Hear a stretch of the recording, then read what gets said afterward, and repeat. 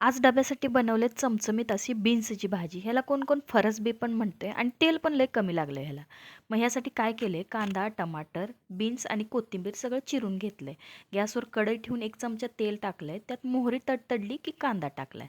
तो चांगला परतून घेतला की नंतर त्यात टमाटर टाकले. तेही चांगलं परतून घेतलंय. टमाटर चांगलं परतलं की त्यात जिरं घातलं. ते परतून झालं की धने पावडर आणि हळद पावडर टाकले. तेही चांगलं परतून घेतलं आणि नंतर त्यात आपल्या घरगुती चटणी टाकली. ती चांगली परतली की नंतर त्यात बीन्स घालून टाकलाय. तो बीन्स त्या मसाल्यात चांगला भाजून घेतला की त्यात फक्त अर्धी वाटी पाणी ओतले आणि ते चांगलं परतलं की नंतर मीठ घातलंय आणि थोडंसं कूट घातलंय आणि नंतर कुकर लावून दिलाय. त्याला फक्त 2 शिट्ट्या करून घेतलेत आणि तो थंड झाला की कुकरचं झाकण काढलं आणि नंतर त्यात कोथिंबीर टाकून दिल्या आणि झाली बघा आपली चमचमीत अशी बीन्सची भाजी. खायला तर एक नंबर लागते बघा आणि डबा भरलाय, झालंय बघा तयार.